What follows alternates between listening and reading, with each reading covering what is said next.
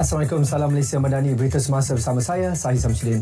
Kementerian Komunikasi dan Digital menerusi Suruhanjaya Komunikasi dan Multimedia SKMM masih mengkaji keperluan untuk melesenkan atau mendaftarkan penyedia platform besar seperti Google, Meta dan TikTok.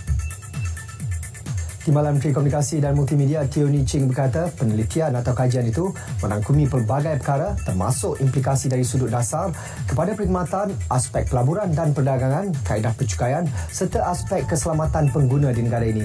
Jelasnya, satu jawatankuasa turut dibentuk bagi meneroka dan memperincikan perkara melibatkan perundangan, seterusnya mencari jalan terbaik untuk mendapatkan hasil positif kepada semua pihak termasuk industri media tempatan.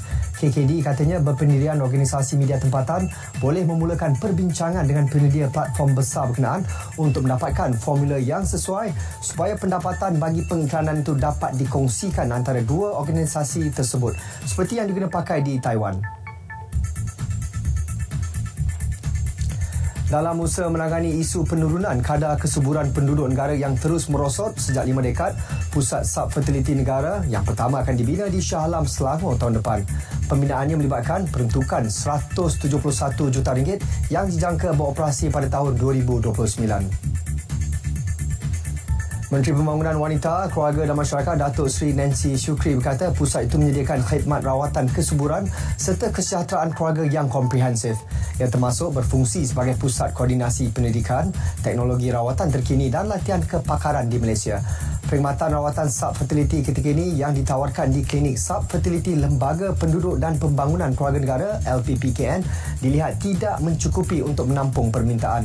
Pusat baru itu akan diuruskan Kementerian Pembangunan Wanita, Keluarga dan Masyarakat agar memberi kesan dalam meningkatkan kadar kesuburan penduduk negara.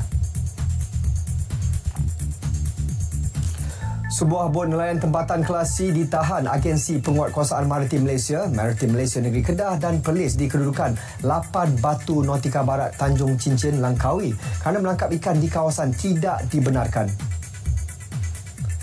Penahanan itu dibuat ketika bot ronda sedang melakukan rondaan operasi Op Aman dan Op Tiris di perairan Langkawi.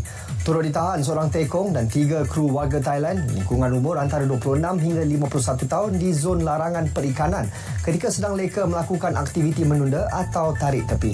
Mereka ditahan bersama ikan campur seberat 1,000 kg yang telah diiring masuk ke jeti Maritim Malaysia Bukit Malut untuk siasatan lanjut.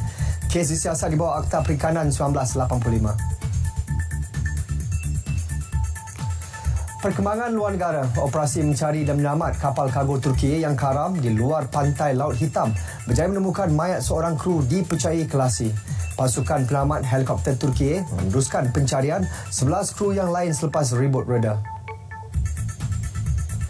Kapal kargo Turki yang bawa 12 kru itu karam di luar pantai Laut Hitam di utara Turki semasa ribut kuat pada Ahad. Menteri Dalam Negeri Ali Yerli Kaya berkata pihak berkuasa gagal menghubungi kru kapal berkenaan. Kapal Kafka Mettler yang membawa muatan ferrosilikon dari pelabuhan Temruk di Rusia ke Aliaga di Turki karam selepas melanggar benteng pemecah ombak di Bandar Eligli. Bandar ini dilanda ribut kuat pada Ahad dan cuaca buruk menghalang pihak berkuasa untuk melakukan operasi pencarian.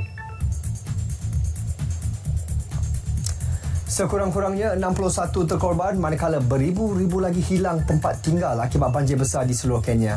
Perkembangan itu berlaku ketika negara Afrika Timur berkenaan mengalami peningkatan intensiti dalam risiko iklim. Menurut Persatuan Palang Merah Kenya, lebih 80,000 penduduk hilang tempat tinggal. Sementara itu, lebih 8 orang dihanyutkan arus deras manakala kira-kira 235 lagi cedera. Ketua Pengurusan Bencana Palang Merah Kenya, Michael Ayabe, memberi amaran bahawa keadaan semakin buruk dengan hujan dijangka berterusan. Jabatan Meteorologi turut meramalkan hujan akan berterusan sehingga Januari. Berita semasa berakhir di sini. Dari sungai hingga ke segara, Palestin pasti merdeka. Malaysia Madani, tekad perpaduan penuhi harapan.